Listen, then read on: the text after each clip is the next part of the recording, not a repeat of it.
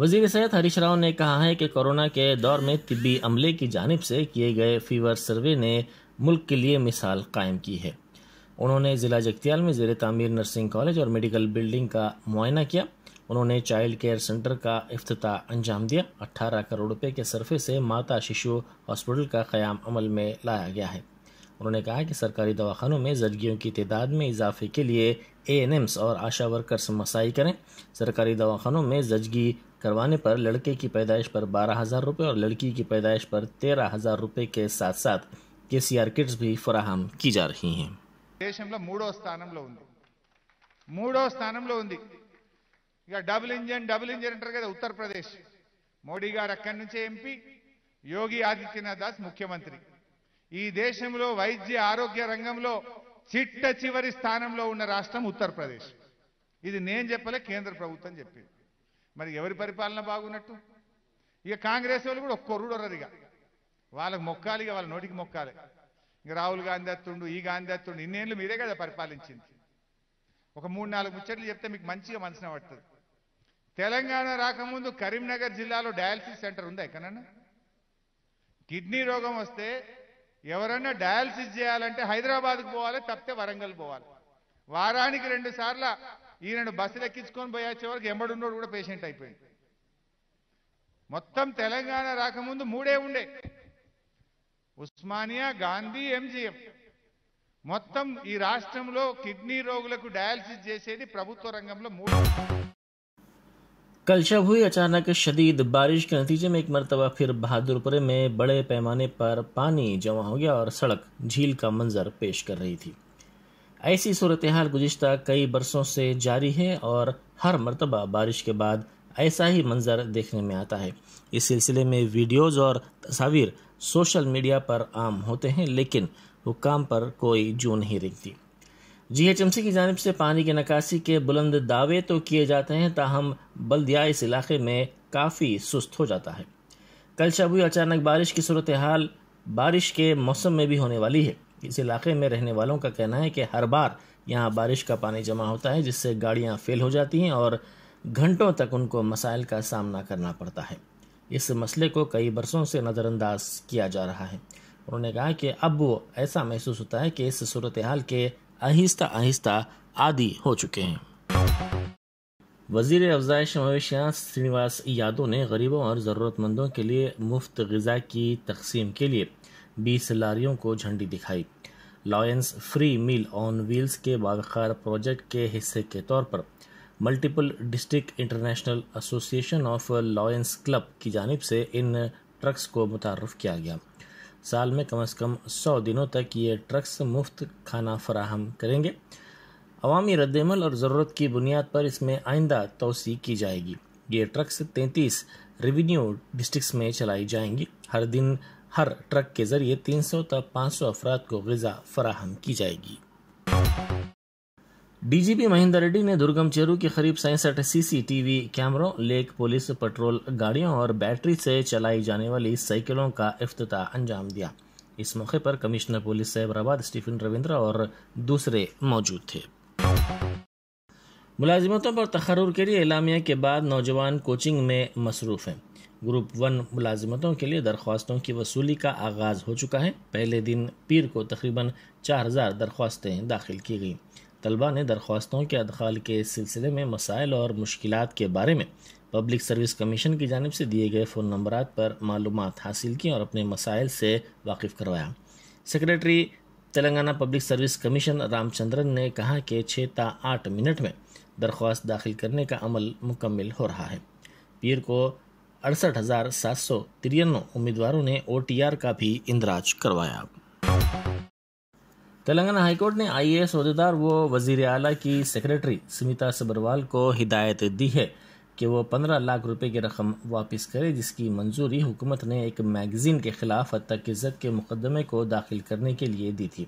High court ने कहा कि यह रकम किसी अवामी मकसद के लिए नहीं है।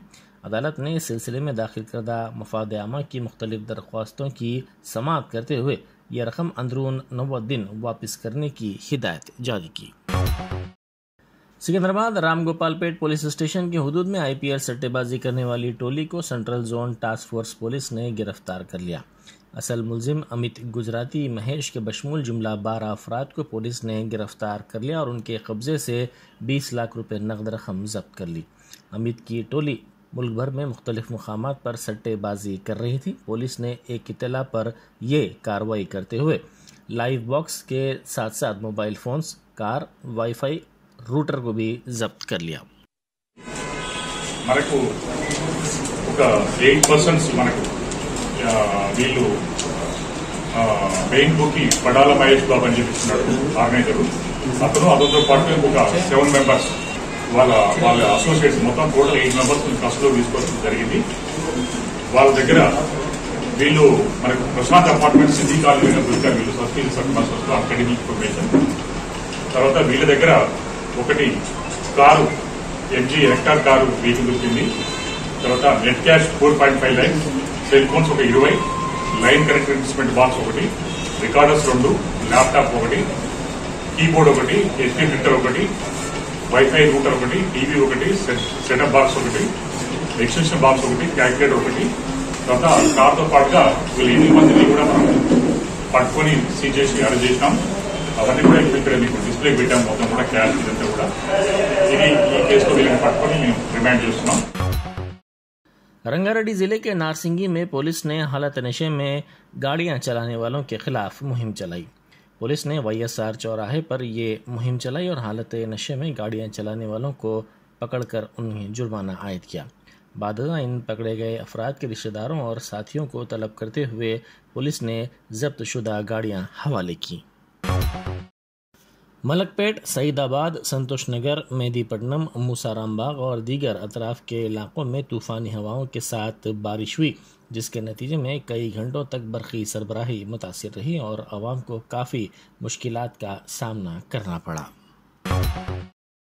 चरलापल्ली के तीसरे डिवीज़न सोनिया गांधी नगर में घरों में बारिश का पानी दाखिल हो गया। आज सुबह अचानक हुई इस शदीद बारिश के सबब कई मकानात में रहने वालों ने बारिश का पानी दाखिल होने की शिकायत की और कहा कि इसकी निकासी के लिए उन्हें दुश्वारियों का सामना करना पड़ रहा है। వానకు నీళ్లు రాత్రి మస్తు వాన పడ్డది. నీళ్లు ఈ దాకా ఇంటి దాకొచ్చినాయి నీళ్లు. మరి ఎట్లా ఇట్లా పోతున్నాయి, గంగ వెళ్ళినట్టు పోయినాయి, గల్మల దాకొచ్చినాయి నీళ్లు గేటు దాకా. మరి ఎట్లా చేస్తారో మరి మమ్మల్ని ఈ గీయానకే గీటు దాకొచ్చినాయి. మరి ఎట్లున్నాయేమో మరి ఎట్లా చేస్తారో ఇక నీళ్ళలోనే నడుస్తుంది అవుతుంది మాకు. మళ్ళీ ఇక్కడ ఇది వేసిర్రు, ఇది అంత చీకిపోయింది స్తంభం. ప్రతి వర్షాకాలం వచ్చేది వర్షాకాలం కాబట్టి నాల పక్కన ఉన్న వాళ్ళందరికీ ముప్పుగా ఉంది. ఈ ప్రతిసారి వర్షం వచ్చినప్పుడు ఇళ్ళలోకి వచ్చేసి అందరికి ఇబ్బందిగా ఉంటుంది. అందువల్ల అధికారులు వచ్చి కొద్దిగా చర్యలు తీసుకోవాల్సిందిగా కోరుతున్నాం।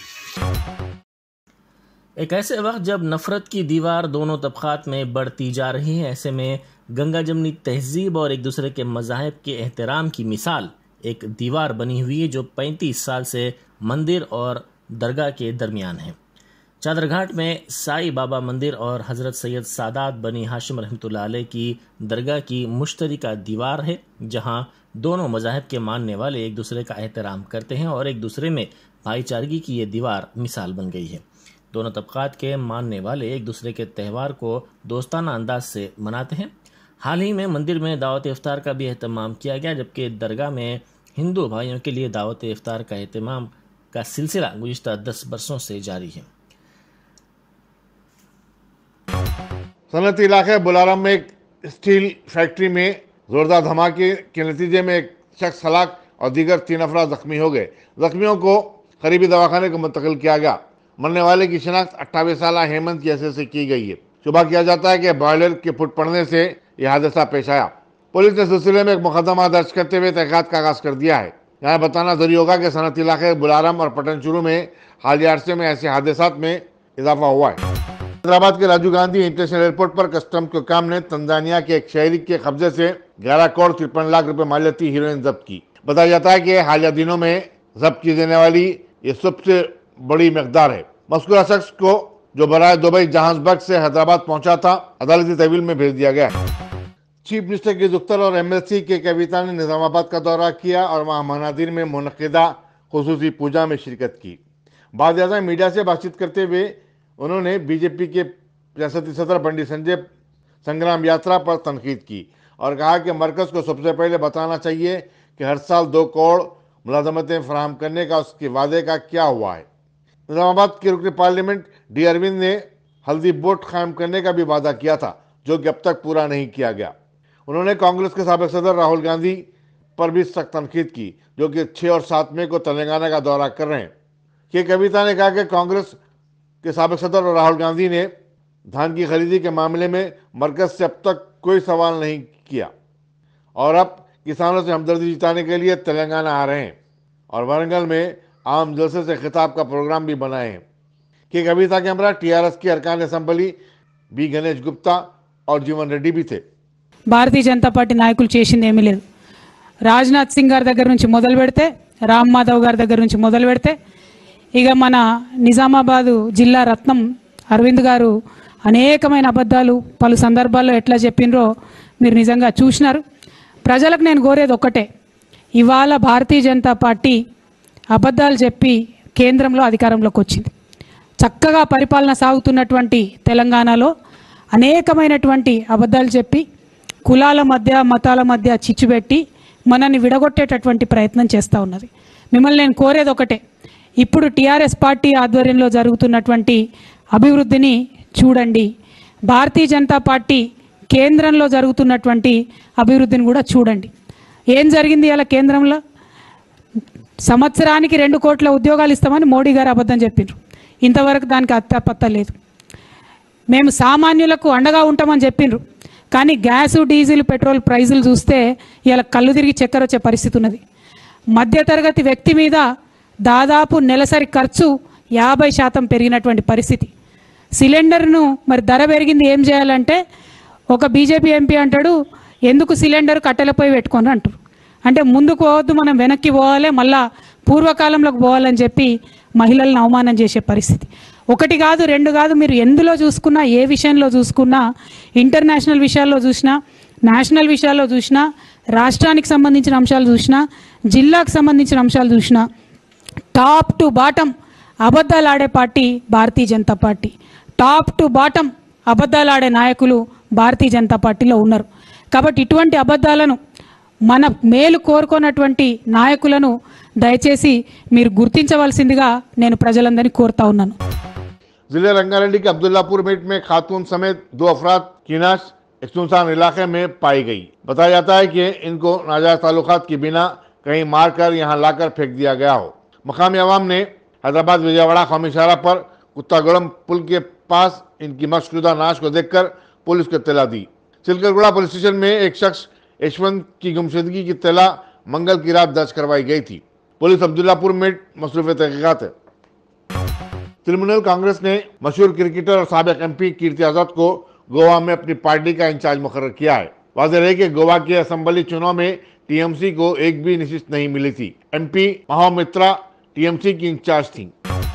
हिंदुस्तान ने यूक्रेन पर हमले के बाद 24 फरवरी से अब तक रूस से 40 मिलियन बैरल खाम तेल रियायती कीमत पर खरीदा है और वो मजीद रियायती कीमत $70 फी बैरल के हिसाब से मजीद तेल खरीदने की ख्वाहिश का इजहार कर चुका है। आलमी मार्केट में तेल की कीमत $108 फी बैरल है, जबकि जंग के आगाज से कबल यही कीमत $130 फी बैरल थी। रूस ने 15 मिलियन बैरल तेल रियायती कीमत पर फरोख्त करने का ऐलान किया था। हिंदुस्तान खाम तेल खरीदने वाला दुनिया का 3रा बड़ा मुल्क है। दुनिया भर में रोजाना 5 मिलियन बैरल पेट्रोल की खपत होती है। शिवसेना के एमपी संजय रावत ने कहा कि महाराष्ट्र में लाउडस्पीकर तनाज़े के पसे पुष्ट बीजेपी है और एमएनएस को इस्तेमाल कर रही है। उन्होंने कहा कि कई मनादिर में सुबह में आरती के लिए लाउडस्पीकर का इस्तेमाल किया जाता है और इस तनाज़े के सबब अब वो लाउडस्पीकर का भी इस्तेमाल नहीं कर सकेंगे। दूसरी तरफ राज ठाकरे ने कहा कि ये सिर्फ मसाजिद की बात नहीं है, वो तमाम मजहबी मकामात पर नस्ब गैर कानूनी लाउडस्पीकरों को निकालने की बात कर रहे हैं। इसी असम में महाराष्ट्र की खुसूसी अदालत ने आज़ाद रुकन पार्लियामेंट नवनीत राणा और उनके शौहर रुकन असम्बली रवि राणा को, जिन्हें चीफ मिनिस्टर की रिहाजगाह के सामने हनुमान चालीसा पढ़ने की कोशिश पर गिरफ्तार किया गया था, जमानत पर रिहा कर दिया। महाराष्ट्र भर में एमएनएस ने 3 मई के बाद लाउड स्पीकरों के खिलाफ मुहिम चलाने का ऐलान किया था और कहा था कि वो मसाजिद के सामने चलेसिया पड़ेगी। पुलिस ने महाराष्ट्र में किसी भी सूरत से निपटने के लिए 30,000 से ज्यादा पुलिस वालों को तैनात कर दिया था। डीजीपी रजनीश सेठ ने कहा कि अशराक से सख्ती के साथ निपटा जाएगा। औरंगाबाद में पुलिस ने एमएनएस के लीडर राज ठाकरे के खिलाफ नफरत आमेज तकरीर करने का एक मुकदमा दर्ज किया है और इन्हें सिलसिले में नोटिस भी जारी की गई है। वज़ीर-ए-आज़म नरेंद्र मोदी ने कोपेनहेगन में नॉर्वे, स्वीडन और आइसलैंड के वज़ीर-ए-आज़म से मुलाकात की। उन्होंने इन वज़ीर-ए-आज़म के साथ हिंदुस्तान और उनके ममालिक के दरमियान ताल्लुकात को मजीद मुस्तहकम बनाने पर बातचीत की। यूट्यूब गो इस साल अगस्त से सोशल मीडिया प्लेटफॉर्म पर दस्तयाब नहीं रहेगा। सैन फ्रांसिस्को में वाक़ अपने हेडक्वार्टर से कंपनी ने ये ऐलान किया। कंपनी ने बताया कि अलबत्ता यूट्यूब ऐप बदस्तूर दस्तयाब रहेगा और उसको मजीद फाल और कारगर बनाया जाएगा। हिंदुस्तान में गुज़श्ता 24 घंटों के दौरान कोविड-19 के 3,205 नए केसेस रिपोर्ट हुए हैं, जबकि इसी मुद्दत में 31 अमवात की तौसीक हुई है। मरकजी वज़ारत सेहत ने बताया कि मुल्क में कोरोना वायरस के मुतासरीन की तादाद अब 4,30,88,000 हो चुकी है।